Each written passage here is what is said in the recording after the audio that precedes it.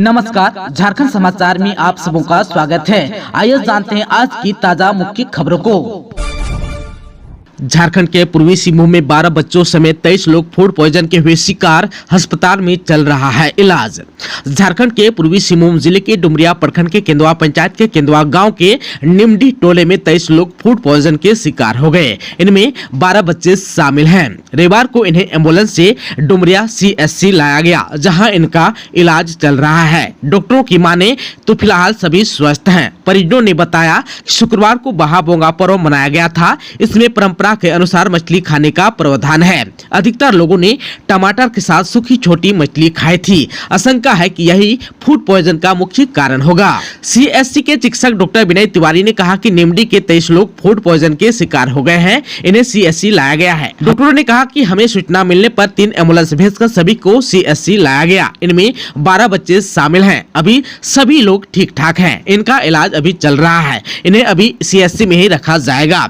Food poison के शिकार लोगों में 12 बच्चे हैं। इनकी उम्र 1 से 9 साल तक है। पूजा के दौरान इन्होंने कुछ खाया था, इससे फूड पॉइजन हुए हैं। वहीं डॉक्टरों ने कहा कि गांव वालों को लग रहा था कि देवता नाराज हो गए, इसलिए वे झाड़ फूंक कर रहे थे। रविवार को जब 2 लोग बेहोश हो गए तब इसकी जानकारी उन्हें दी गई। शनिवार को ही अगर ये सूचना मिल जाती तो बात इतनी नहीं बिगड़ती। 10 डिग्री बढ़ा तापमान। आज संथाल परगना में बारिश के हैं आसार। जाने होली के दिन कैसा रहेगा झारखंड का मौसम। बंगाल की खाड़ी में टर्फ का असर समाप्त होते ही मौसम शुष्क हो गया। धूप खिलने से तापमान भी चढ़ने लगा। पिछले 2 दिनों में झारखंड की राजधानी रांची का अधिकतम तापमान 10 डिग्री सेंटीग्रेड बढ़ गया है। आप सबको बता दो कि आज 25 एवं 26 मार्च को होली है। होली के दिन झारखंड का मौसम कैसा रहेगा, रांची का मौसम कैसा रहेगा। भारत मौसम विज्ञान विभाग की रांची स्थित मौसम केंद्र ने इसकी जानकारी रविवार को यानी कि 24 मार्च को दी। मौसम केंद्र के मौसम वैज्ञानिक ने बताया कि झारखंड का अधिकतम तापमान सोमवार को यानी कि आज 25 मार्च को 33 से 38 डिग्री के बीच रहने का अनुमान है। वहीं न्यूनतम तापमान 18 से 21 डिग्री सेल्सियस के बीच रह सकता है। वहीं आज 25 मार्च को राजधानी रांची का अधिकतम तापमान 32 से 34 डिग्री सेल्सियस रहने का अनुमान है, जबकि न्यूनतम तापमान 18 से 20 डिग्री के बीच रह सकता है। मौसम केंद्र के मुताबिक होली के दिन झारखंड में कुछ जगहों पर गरज के साथ हल्की बारिश हो सकती है। मौसम वैज्ञानिक ने बताया कि झारखंड प्रदेश के पूर्वी, मध्य तथा दक्षिणी भागों में कहीं कहीं गरज के साथ हल्के दर्जे की वर्षा हो सकती है। वहीं रांची में आज सोमवार को दोपहर या शाम के समय आंशिक बादल छाए रहेंगे। गरज के साथ हल्के दर्जे की वर्षा होने की संभावना है, जबकि पलामू, गढ़वा, लातेहार, चतरा, हजारीबाग और कोडरमा में अधिकतम तापमान 36 से 38 डिग्री सेंटीग्रेड के बीच रहेगा, जबकि न्यूनतम तापमान 18 से 20 डिग्री सेंटीग्रेड रहने का अनुमान है। वहीं सिमडेगा, पश्चिमी सिंहभूम, पूर्वी सिंहभूम और सरायकेला खरसावां का अधिकतम तापमान 34 से 36 डिग्री तो न्यूनतम तापमान 19 से 22 डिग्री सेंटीग्रेड रहने का अनुमान है। वहीं झारखंड के 14 ऐसे जिले हैं जहां का अधिकतम तापमान 33 से 35 डिग्री सेंटीग्रेड रह सकता है, जबकि इन जिलों का न्यूनतम तापमान 18 से 20 डिग्री तक रहने का अनुमान मौसम विभाग ने जताया है। ये जिले गुमला, लोहरदगा, खुट्टी, रांची, रामगढ़, बोकारो, धनबाद, गिरिडीह, देवघर, जामताड़ा, दुमका, गोड्डा, पाकुड़ और साहिबगंज है। आप सबको बता दूं कि बारिश और बादल के कारण गुरुवार को यानी कि 21 मार्च को राजधानी रांची का अधिकतम तापमान 23.6 डिग्री सेंटीग्रेड था, जो रविवार को 32.6 डिग्री सेंटीग्रेड तक पहुंच गया। तापमान में और वृद्धि होने का अनुमान है। 29 मार्च तक राजधानी और आसपास के कई जिलों का मौसम शुष्क रहेगा। हालांकि होली के दिन आसमान में बादल छाए रहेंगे और हल्के दर्जे की वर्षा के आसार हैं। होली के दौरान सुरक्षा की तैयारी पूरी। झारखंड में होगी 8000 अतिरिक्त फोर्स की तैनाती।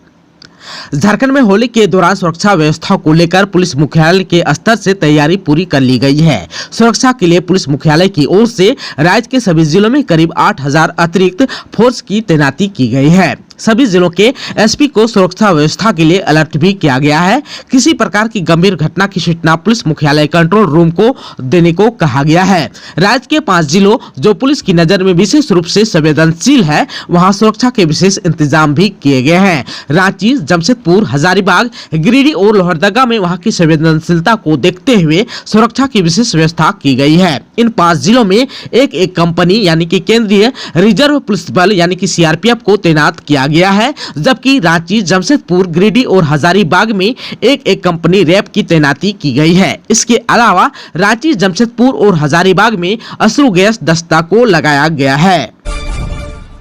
कांग्रेस में ज्वाइनिंग करने के बाद पहली बार हजारीबाग पहुंचे जेपी पटेल बोले सोनिया गांधी और टेकलाल महतो के सपने को करेंगे पूरा।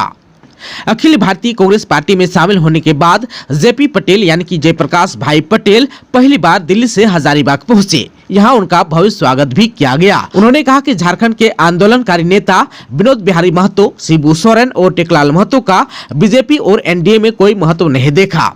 टेकलाल महतो महागठबंधन के हमेशा प्रबल समर्थक रहे थे। हम इंडिया गठबंधन में शामिल होकर झारखंड को सजाने संवारने का उनका सपना पूरा करने आए हैं। वहीं उन्होंने कहा कि सोनिया गांधी ने झारखंड के विकास के लिए जो सपना देखा है उसे पूरा करेंगे। वहीं जेपी पटेल ने कहा कि राजनीतिक परिस्थिति वश पिछले विधानसभा चुनाव में भाजपा में शामिल हुए थे ताकि टेकलाल महतो के सपने को पूरा किया जा सके, लेकिन वो अधूरा रहा। हजारीबाग लोकसभा सीट से इंडिया गठबंधन उम्मीदवार बनाती है तो चुनाव लड़ूंगा और जीतूंगा भी। बीजेपी ने जिसे उम्मीदवार बनाया है उन्हें 2011 के मांडू विधानसभा चुनाव में हराया था, यहाँ तक कि वे तीसरे स्थान पर रहे थे। वहीं चुनाव के समय पार्टी बदलने के सवाल पर उन्होंने कहा कि जिस तरह बिहार में बीजेपी के केंद्रीय और बिहार के सीएम नीतीश कुमार को मरते दम तक शामिल नहीं करने की बात कह रहे थे, लेकिन नीतीश कुमार के साथ दोबारा गठबंधन कर लिया। राजनीतिक में जनता की मांग सर्वोपरि है। जेपी पटेल ने कहा कि बीजेपी ने मुझे मंडल अध्यक्ष से विधायक नहीं बनाया था। हम 2 बार के विधायक और मंत्री थे। इसके बाद पार्टी ने टिकट दिया। उसके बाद हमने मांडू में बीजेपी का खाता खुलवाया। वहीं जेपी पटेल ने कहा कि राहुल गांधी की भारत जोड़ो यात्रा झारखंड से जब गुजरी तो युवाओं में उनके प्रति काफी रुझान दिखा। सोनिया गांधी ने झारखंड के आदिवासी, मूलवासी, पिछड़ों, अल्पसंख्यक और सभी समाज के विकास के लिए जो सपना देखा है उसे पूरा करेंगे। जेपी पटेल ने कहा कि हजारीबाग लोकसभा सीट का समीकरण पूरी तरह से इंडिया गठबंधन के पक्ष में है, चुनाव में भी खुलकर दिखेगा। चाईबासा में केंद्रीय मंत्री सखुट्टी से भाजपा के प्रत्याशी अर्जुन मुंडा ने चलाया जनसंपर्क अभियान। केंद्रीय मंत्री सखुट्टी से भाजपा के प्रत्याशी अर्जुन मुंडा ने रविवार को खुटपानी के थोलको, भोया, बादैया आदि गांव में जाकर जनसंपर्क किया। इस दौरान केंद्रीय मंत्री अर्जुन मुंडा ने केंद्र सरकार के उपलब्धियों को जनता के समक्ष रखा। मुंडा ने कहा कि विपक्षी दलों के पास नीति, नेता और नियत की भारी कमी है। वहीं भाजपा जहां राष्ट्र निर्माण के लिए राजनीति करती है, वहीं विपक्षी दल सत्ता का सुख पाने के लिए राजनीति करते हैं। लोकसभा चुनाव में सिंहभूम सीट के 2 दावेदार जमशेदपुर पर चंपाई करेंगे फैसला। झारखंड मुक्ति मोर्चा यानी कि झामुमो में सीटों और उम्मीदवारों को लेकर मंथन चल रहा है। पार्टी को गठबंधन के तहत राजमहल, दुमका, गिरिडीह और सिंहभूम लोकसभा सीट मिलने की बात कही जा रही है। राजमहल से वर्तमान सांसद विजय हंसदा को ही दोबारा टिकट मिलने की भी संभावना है। दुमका लोकसभा सीट पर फैसला हेमंत सोरेन के लिए छोड़ दिया गया है। हेमंत सोरेन ही तय करेंगे कि कौन वहां से उम्मीदवार होगा अथवा वे स्वयं लड़ेंगे।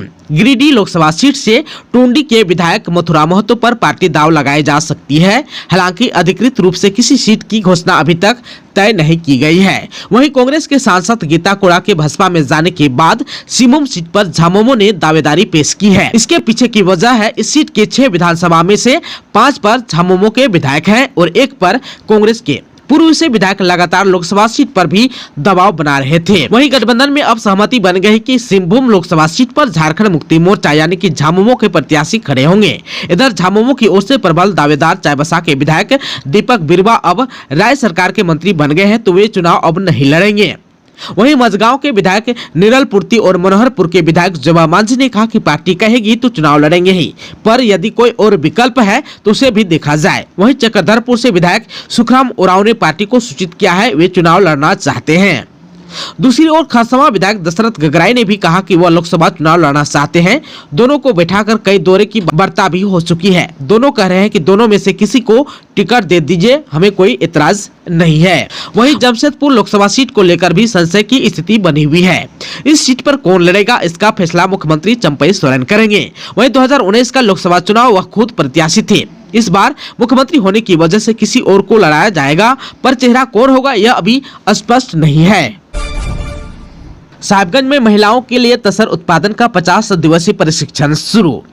साहिबगंज जिले के बुरियो प्रखंड में तसर उद्योग को बढ़ावा देने के उद्देश्य से सामुदायिक स्वास्थ्य केंद्र दनवार में रविवार को महिलाओं के लिए 50 दिवसीय प्रशिक्षण का आयोजन किया गया। यह प्रशिक्षण जेएसएलपीएस की इकाई प्लास की ओर से दिया जा रहा है। इसके लिए 4 सामुदायिक सेवा केंद्रों का गठन भी किया गया है। प्रशिक्षण का मुख्य उद्देश्य सखी मंडल के सदस्यों को आधुनिक मशीनों से रेशम का धागा निकालने की विधि से अवगत कराना है, ताकि आगे चलकर उन्हें तसर उद्योग से जोड़ा जा सके। आप सबको बता दो कि इससे पहले प्रखंड में 3 3 सामुदायिक सेवा केंद्रों में सखी मंडल की 120 सदस्यों को तसरका प्रशिक्षण दिया जा चुका है। प्रशिक्षण के बाद सभी महिलाओं को कोकून से धागा निकालने की निःशुल्क मशीन मुहैया कराई गई। इससे महिलाएं आत्मनिर्भर बन सकेगी। धनबाद में डीजल बैटरी लूट के 1 घंटे के भीतर 2 आरोपी हुआ गिरफ्तार। पुटकी थाना क्षेत्र अंतर्गत बीसीसीएल की एसटीजी आउटसोर्सिंग से 45,000 रुपए की डीजल और बैटरी की लूट में शामिल 2 आरोपियों को पुलिस ने घटना के 1 घंटे के भीतर गिरफ्तार कर लिया। पकड़े गए पुटकी 10 नंबर खटाल निवासी दिनेश यादव और पवन कुमार चौधरी को रविवार को जेल भेज दिया गया। पुटकी थाना प्रभारी मनोहर करमाली ने बताया कि आरोपियों के पास से लूटे गए 150 लीटर डीजल भरा गैलन और तेल मापने की कॉपी बरामद किया गया है। आप सबको बता दो कि शनिवार की रात करीब 10 की संख्या में आए नकाबपोश अपराधियों ने पुटकी 17 नंबर स्थित आउटसोर्सिंग के ओबी डंप के पास खड़े डोजर से 2 बैटरी खोल ली। कंपनी के कर्मी जब तक वाहन के पास पहुंचते अपराधी दूसरी ओर की ड्रिल मशीन से 150 लीटर डीजल लूटकर फरार हो गए।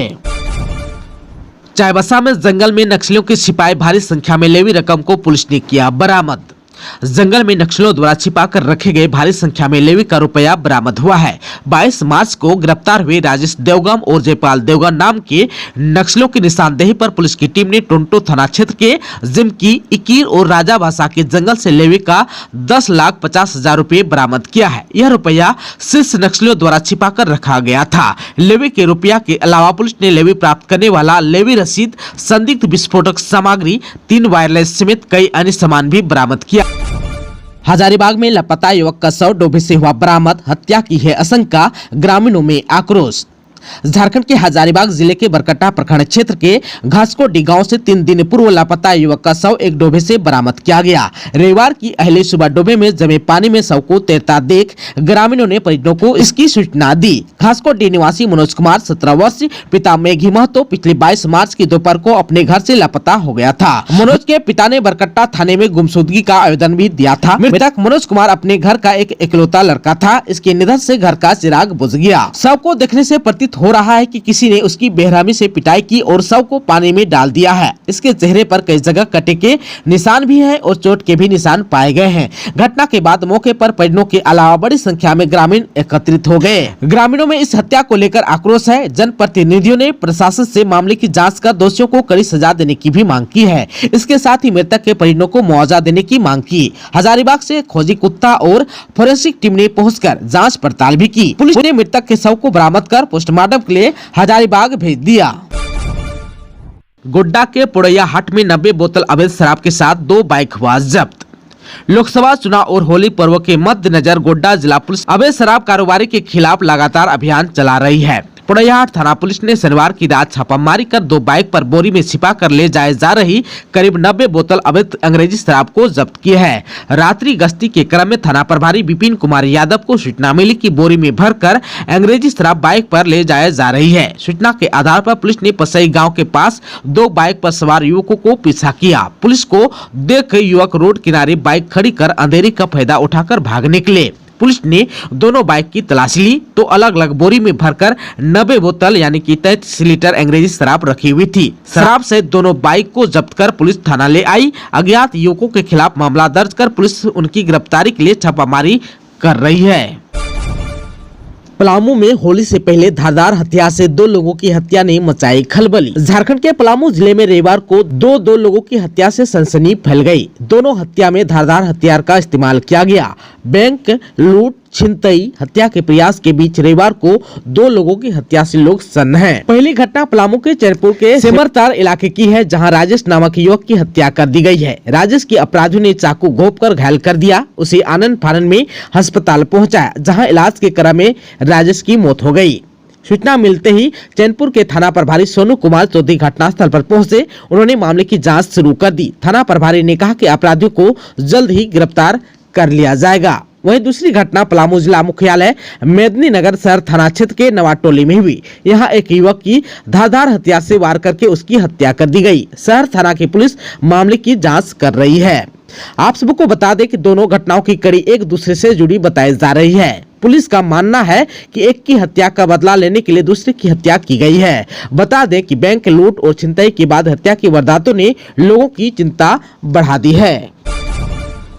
दोस्तों, अभी तक आपने चैनल को सब्सक्राइब नहीं किया है तो प्लीज चैनल को सब्सक्राइब कर बेल आइकन को प्रेस कर दीजिएगा ताकि खबरों का अपडेट आपको मिलता रहेगा। इसके साथ ही आज के खबरों में बस इतना ही। हमें दीजिए इजाजत। नमस्कार।